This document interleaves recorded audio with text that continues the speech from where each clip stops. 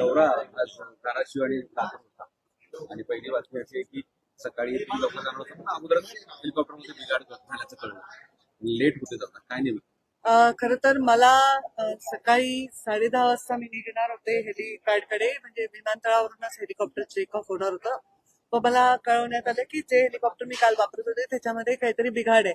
म्हणजे कालही असं वाटलं थोडं जुनं हेलिकॉप्टर होतं ते आणि त्याच्यात काही बिघाड आहे. आता मी काय बिघाड आहे वगैरे टेक्निकल डिटेल्स मध्ये गेले नाही आणि मग त्यांनी मला सांगितलं की ते दुसरं हेलिकॉप्टर मला पाठवत आहेत. तर तेही हेलिकॉप्टर पाठवायला थोडा विलंब झालाय, नाही तर मी बाय कार जाऊन पहिली सभा तरी केली असती. तिकडच्याही लोकांशी मी बोलले, सभा रद्द करणं शक्य नव्हतं, लोक वाट बघायला तयार आहेत आणि खरंच आहे की आता ही कार्यकर्त्यांची निवडणूक आहे आणि त्यांच्या पाठीशी आम्ही उभं राहायला पाहिजे, त्यांच्या सभा घेऊन त्यांना ऊर्जा दिली पाहिजे, त्यांना ताकद दिली पाहिजे. तर मी चालले आता सभेला, लेट झालाय 2 तास, पण ठीक आहे, लोक वाट बघायला तयार आहेत. असं की काल तुम्ही वक्तव्य केलं की हेलिकॉप्टर फिरते आणि आई हे देव पाण्यात ठेवले.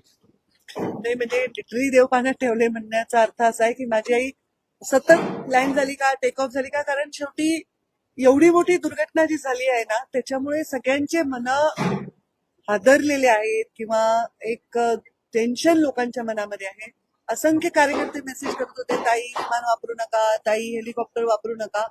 पण आता त्याला पर्याय नाहीये, शेवटी आम्हाला जास्तीत जास्त ठिकाणी पोहोचायचं आहे. तर कोणी काही काळजी करायचं कारण नाही. मी हेलिकॉप्टरमध्ये बसायच्या आधीच त्यांनी क्लिअर केलं होतं की हेलिकॉप्टरमध्ये काय प्रॉब्लेम आहे आणि बदलावं लागेल, तर त्यामुळे काही काळजी करण्याचं तरी कारण नाही आणि काम तर चालतच राहणार. चरेवेती आम्हाला काम करत राहावं लागेल. दौरा उशिरा का होईना सुरू झाला.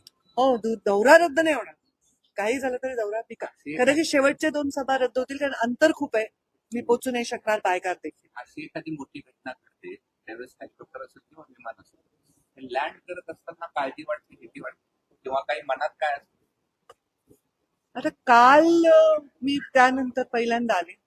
खरं सांगू का, जेव्हापासून अजितदादांचा अपघात झालाय, निधन झालंय, तेव्हापासून मी क्षणोक्षणी हाच विचार करते की त्या सर्वांवर जे विमानात होते त्या लोकांना त्यावेळी काय वाटत असेल, त्यांनी किती भयानक ती भीती किंवा यातना किंवा ते भय अनुभवलं असेल. माझा स्वभाव आहे तो जास्त त्या खोलात जाऊन विचार करत होते. फार आमच्या घरात सर्वजण आम्ही खूप व्यथित आहोत, लहानापासून मोठ्यापर्यंत. आणि मला वाटतं महाराष्ट्रात बऱ्याच लोकांच्या घरी हेच चित्र असेल. अत्यंत वाईट वाटलेलं आहे लोकांना. तर नवीन नवीन काही दिवस हे वाटणार आहे भय सगळ्यांना की अरे बापरे काय बिघाड, म्हणजे माहीतच नाही, ते माहीत झालंय की असंही होऊ शकतं. तर वाटणं साहजिक आहे, पण आता त्याला पर्याय नाहीये. प्रत्येकाला आपलं काम आणि कर्तव्य करावं लागेल.